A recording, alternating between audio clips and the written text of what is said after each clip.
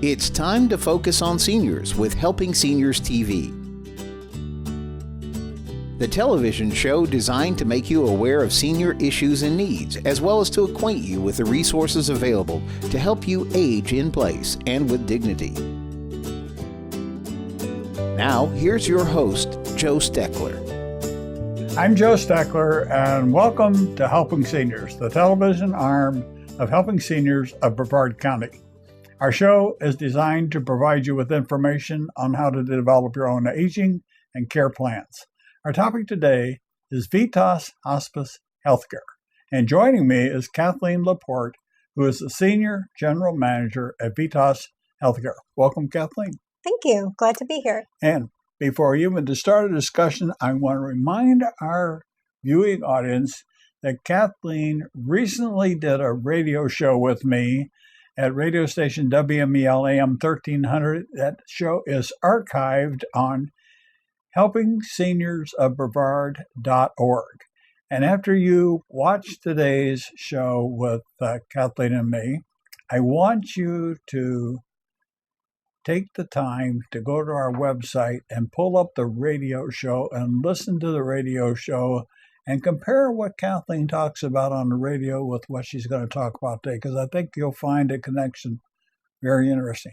It was a very good, informative interview, Kathleen, and that's why I like to do both the television and the radio, because the people that are the participants so often provide a different outlook from the radio perspective and from the TV perspective.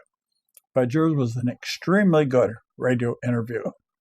Thanks. Yeah, I wouldn't make that comment unless it was really that. But you know, we can talk about hospice in so many different ways, and so many times when we talk about, we find people will pick up and see a show for the first time, and they won't have any idea what is hospice. What does hospice do, Kathleen? Hospice is designed to care for patients that are terminally ill with a limited life expectancy. It's probably one of the best kept secrets for people. It's patients that are eligible for hospice. It's a service that's covered by Medicare and most insurances. And in that, it's an interdisciplinary approach to allow the patient and family to make their choices about end-of-life care. We support them. We provide physician coverage, nurses, social workers, chaplains, home health aides, and volunteers to support our families in dealing with this issue. Hospice was originally designed to help cancer patients pass to the other side of life. But it's much more than that now. It is. We care for anybody with a illness that is determined as life-threatening with a limited life expectancy. So anyone can refer a patient to hospice. We then contact their physician and make sure that hospice is appropriate for that patient. We have patients that have cardiac disease, end-stage liver disease, lung disease, any terminal illness. Usually you'll see your loved one not getting any better despite being treated. Maybe they've made multiple trips back and forth to the hospital and they continue to decline. We also look at what we call a functional decline. So a patient may have been able to do so much more previously. They maybe have gone from walking to not being able to get out of bed, or to not being able to eat in the way that they have before. So it's a wonderful service that provides support for families dealing with a crisis. But I would imagine, I speak at it from a layperson viewpoint. I've spent 38 years in the military. I've seen people die. But my last job, I had command of the Navy's retirement home. So I had a hospital and an assisted living facility under my command. And we had a 4-wing hospital. And one of the wings was designed for, it really was a nursing home. End of life is exactly what it was, like hospice care. But one of the hardest things that I found was not only for the family, but for the person themselves to realize the death was imminent. And whether we liked it or not, it was a fact that had to be faced. I remember I had only been in command for a week, and I had a guy named Smiley that used to sit on the front porch of the naval home, and he was always green. He was only 52 years old. But within a month's time, he had several heart attacks. Mm-hmm. He had 3 sisters. We brought the sisters back because we didn't think Smiley was going to make it. And over a period of 3 days, they used the paddles on that man 26 times to bring him back. Mm-hmm. And I had a Catholic priest there, a Benedictine monk, and his name was Father Ackle. He was a wizened little guy. It looked like from the medieval ages, if you'd have put a bonnet over his head, he'd have scared you to death. But he had a heart of pure gold.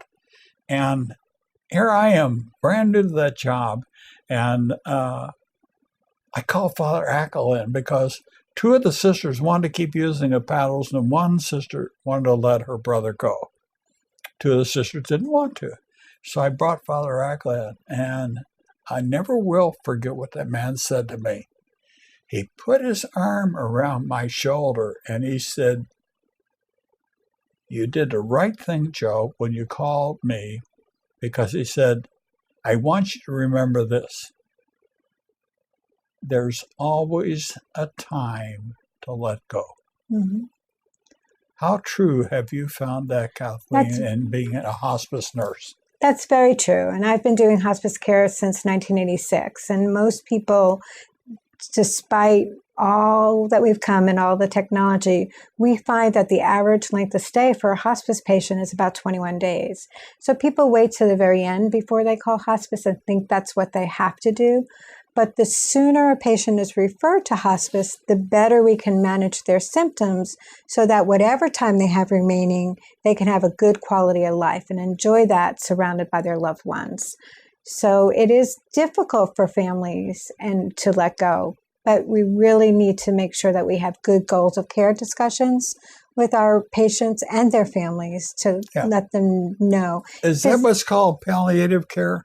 No, palliative care is a little different than hospice. Palliative care is for patients that are not quite ready for hospice, but yet they do have symptoms that are out of control. They're dealing with a chronic illness that could lead to be terminally ill, but it is to manage their symptoms. So it's in VITAS, it's mostly a physician practice where a physician will visit a patient and family, make recommendations to their doctor, or manage that care for that patient if that's what that physician chooses for them to do. Okay. Explain to our viewing audience what the advantages of bringing hospice in early on as opposed to later in the life cycle. Mm-hmm. What are the advantages of saying, "I need a hospice," or "Hospice, come in and talk to me"? What do we gain? You gain the ability to have what we call a peaceful and a good death. We resolve any conflicts that there may be. We work with the families for that. We manage symptoms. And again, it's the goal is to have the best quality of life that you can. So having the nurse come in and visit 1 to 2 times a week to manage medications, manage symptoms, having the chaplain visit to deal not only with the patient's issues and the family's issues, whether it's a spiritual issue that's contributing to their pain, having a social worker that's going to connect them to other community resources that might support them through this end-of-life issue, and having a home health aide that comes in every day. The sooner hospice is in, the more you get to know your staff, and the more the staff gets to know how to meet that patient's and family's needs. So most of the time, once you control symptoms for a patient, you're then dealing with the issues to support the family through what's a difficult time. Okay. Is it a common or a prevalent type thing? Let's say, as Kathleen LaPorte, hospice nurse, how many times have you gone and you found a patient that the family was worried about telling the patient that death is imminent, but I try to make the association where the person knows they're going to die anyway, yet they're trying to the fact that they're dying is kept from them I sometimes have the inverted thought that it might be easier on the person that's dying if more people would be honest with them. You're laughing. Because why did I say something? That happens all the time. It Family does? members will say, I don't want my mother to know that they're on hospice, or don't use the H word, because they're concerned that they'll feel like their family's giving up on them. But in fact, we're focusing on making their days better. So, and patients do know that they're not getting better, that they're going back and forth to the hospital. So in some ways, I think they're protecting their loved ones, but in many instances, it's their own issues where they're not able to deal with the loss of their loved one. I would suspect, Kathleen, that many people live their life and never really experience terrible pain. Mm-hmm. The pain that comes about from rips inside the body, when aortas rip, or you have a significant stroke and you know that you have the pain from the stroke, you have the pain from what the stroke has done to other limbs of your body, or you have some of these debilitating arthritic illnesses that it's very difficult to control the pain from them. I don't think until people experience something like that, they don't fully appreciate what the correct use of medications can do to relieve that pain that enables the person to relax and to accept what is happening. Can you help our viewing audience understand that a little bit better? Right. One of the myths is that when somebody comes on hospice, that they're only going to get morphine and that will be the only medication that they get. When patients are in pain, that is a medication that works very well for patients with chronic pain. I started as an admission nurse, so I'd go into patients' homes and I would see patients curled up in the bed in pain. We'd adjust their medications and then they would feel better, and then they would be able to enjoy some time with their family. There are so many other things besides just morphine that we do to manage symptoms. There's a host of medications that our physicians who are board certified in hospice and palliative care will work on with families to maximize their symptom control. We also use non-pharmacological interventions such as music therapy, distraction, friendly visits from volunteers, meditation. There's other things that we can use to help with pain management in addition to pharmacological interventions. So once that patient's pain is controlled, then they can enjoy their family and their loved ones. We're talking about pain. We're talking about management of a person's life in the latter stages of it. But there's another whole aspect. This doesn't even have anything to do with pain, doesn't have anything to do with medication or anything else. It's called advanced directives. Correct. And that is a part of the dying process that we really ignore that in this country. We do. We're not very good at that. And when I do orientation for my employees, I say, I tell them that one of the leaders in end-of-life care was Elizabeth Kubler-Ross, and she wrote a book on the good death. And she wrote that in 1969, I think is when it was published. I'm not sure of the exact date. But she talked about how technology has changed the way people die, and that there's so much technology available that we tend to not focus on the patient. Well, fast forward that to 2015, and there's so much more technology.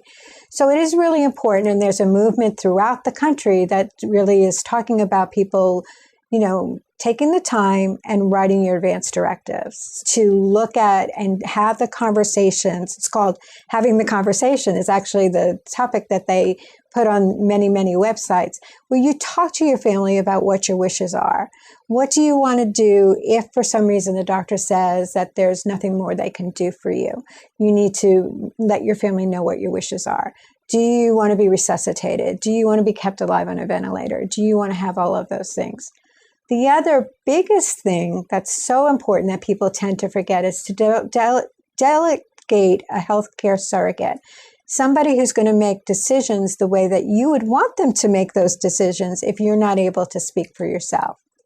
The third aspect is, a power of attorney. So, if somebody lives alone or has no one that no spouse or whatever, who is going to be able to access their funds to care for them? So they should designate a power of attorney for somebody that they trust. So, and I am finding more and more, Kathleen, as I get deeper into the business of hospice and estate planning, financial planning, that there are so many untruths, and the way, for lack of a better word, I'll use the word financial advisor or person, that they'll prey on these people thinking that they've got them in a moment of weakness, and they won't get really what I call good powers of attorney. A power of attorney should be, it's just not something that you can say, sign a piece of paper and give them a will. You have to know who you're delegating these powers to. You absolutely do. It should be somebody that you trust and Yes. somebody that you're comfortable with. And that's why we really encourage you to have those conversations with your family, because that should be the people that you trust the most. Yeah. So, Do you find with VITAS Hospice, if you can convince families to do things the right way, and by right way, I believe, is an open conversation between family members that can say, yes, I like this. No, I don't like that. Why don't you like that? Why do you think mom wants that? Or why don't you think dad wants it? right.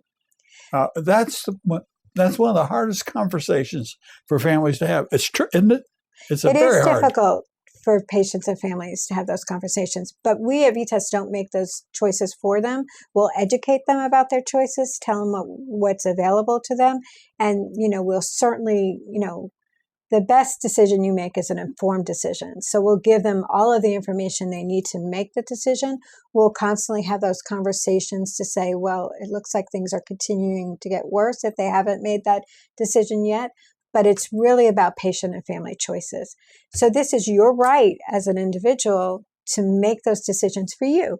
So if you do them now before you're in a crisis, then you won't have to deal with all of those issues at end of life. What do you do as a hospice person that if you can, and I'm sure this has happened, you come into a situation where it's spelled out, just like written on black and white, yet some member of the family says, that's not the way I want it. We accept the patient and family where they are, and then we'll gradually have those conversations. But it's really about the patient's and family's choice. So we're going to support that patient and family through whatever their choices are. I've had patients that have come onto the program not very accepting, but yet with the hospice involvement, they get to the point to realize, yes, my loved one isn't getting better. So we try to accept people where they're at when they come onto our program, because otherwise they wouldn't have any support. But are you saying that by the team approach that you have, you try to use all members of that team Sure, to support. bend the family around to where they're eventually doing what the patient's dying wishes were, or what they want? Right. Well, it's not really bending the family around. It's really letting them see what's really happening. It's those honest conversations. You can look at your loved one and see that they're not getting better, that they're getting worse. So it really is being honest with them about what's happening. People often say, don't tell my mother about what's going on, but yet, we're never going to lie to somebody. So we're going to be honest about what we're seeing with the patient family, and then let the family make those decisions. Yeah. Because we're not really about making the decisions for them, but just educating them. Sometimes the hardest person to convince is the family member that's going to live on. Right. The person that's going to pass, It is. they understand. Right. And that's why hospice is designed to provide bereavement support for up to 13 months after a patient dies. So we extend that to 15 months at VITAS, but we do provide support to the family member after they've lost a loved one to help them with those issues. Yeah. But don't most hospices do that, try to make sure that the family, after the person passes, Yes. you do something. And I folks, before we went on the show, I asked Kathleen a question, and I found out that what's happens was something that your company started itself, and I'm talking about. I'll get Kathleen to talk about a little bit, but I know for a fact that many of us like to have a memory of a loved one as they pass, and one of the things they do will make bear. You tell our people. So we have a program that's called Memory Bears, and we take a piece of clothing. A family can give us a piece of clothing that's going to remind them of their loved one, and we'll make it into a bear. So it's something that somebody can hug and hold, and when you're having those difficult moments, it's there for them. So we have volunteers. We have multiple volunteer sewing groups throughout the county, and they constantly make bears. In addition to our memory bears, we also have a veterans bear because we have a strong veterans program. So our volunteers will make veterans bears in whatever branch of the service that a patient is in. You mean get a Navy bear or an Army bear? Or whichever branch of the service you're in. They will make it based on that uniform or just red, white, and blue, and they'll actually present the bear a certificate and a pin to thank our veterans for their services. And so they can use that. So say the patient's in pain, they can have that bear to hold on to as well. So we do that as also. And folks, I'm going to tell you, you may laugh about making a bear or something like that, but my wife has a cousin she dearly loved and grew up with. She moved here to Melbourne and she passed. And Terry has a bear made from Lee's clothing. And the reason I know about it, because I can sit in my chair and look across the room, and there's that bear looking at me. Mm-hmm. And invariably, when I look at that bear, I think about Lee. Mm-hmm. And because actually where the bear is sitting is where Lee used to sit when she came to the house. Mm-hmm. So there are so many memories, and I think that one of the things, Kathleen, that hospice does, it enables families to have better memories of a very grim time in their life. And could you help our viewers understand how hospice can help make the passing easier for the family, not just for the patient, but for the family too? What do you do to help the family? Like I mentioned before, once we get the symptoms control for a patient and family, you can't work with a family while their loved one is still uncomfortable. So our first focus is to manage the symptoms for the patient so that they're comfortable. Once we do that, the majority of care we do is with the survivors, with the family members. So we work with them on, listening to them, letting them share their stories. I think if you see your loved one peaceful and comfortable, it is an easier transition rather than being in the ICU with a bunch of tubes coming out every which direction. It's much more comfortable. 96% of people would rather die at home surrounded by the people that they love, so providing that support in the home allows people to die wherever they choose to be. And hospice is not only just provided in the home, but it's wherever that home is to that patient. So if the patient resides in a nursing home or an assisted living facility or at home, we provide that care there. I remember when I had to come out of the Navy home, I heard the ambulance go out about 2 a.m. in the morning, and I called my guard post and I said, "Was the ambulance just here?" And they said, "Yes, it was, Captain." And I said, "Where'd they go?" And they said, "They took Mr. Raspberry to the hospital." I said, "From now on, you call me and tell me that." I got dressed, and my wife and I went to the hospital, and I went right into the intensive care unit, and this guy was hooked up to every conceivable thing. He won a Silver Star in Korea. And he looked at me, put his hand out, and held my hand.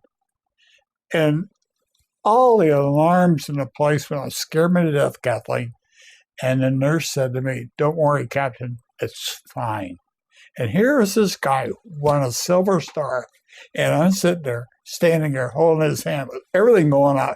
That brought a situation to me that said, there's more to life, there's more to death, and we need to understand it a lot better. And I think that the shows on hospice can get pretty touchy, and I know right now what it's doing to me, but it's real life. That's what life is, and that's what hospice is. So more people need to have a better understanding of it, Kathleen. What would you say that are some of the most important things of Kathleen LaPorte's life as a hospice nurse? What has this really meant to you? For me, it's meant that I've had the privilege of caring for so many patients and meeting so many families and learning their stories and supporting them. I gave you the example of going in as an admission nurse and seeing somebody curled up in pain, and then following up the next week and seeing that they're sitting up at the table with their family. So I feel like it's been a blessing in my life because I've got to know so many people that I would never have known otherwise.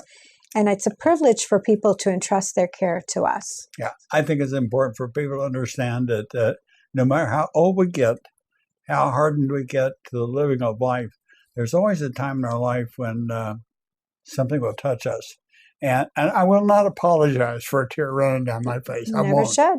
Because it is life. Hospice is life. And dying is life. And how we do this and how we do it more gracefully means a lot more to our families. So I want to thank you, Kathleen, for being here with us Thank you for having today. me. And I want to thank you, viewer, for watching. And I hope you've enjoyed this show that I've done today to hear with Kathleen LaPorte from VITAS Hospice Healthcare. Thank you, Kathleen. Thanks.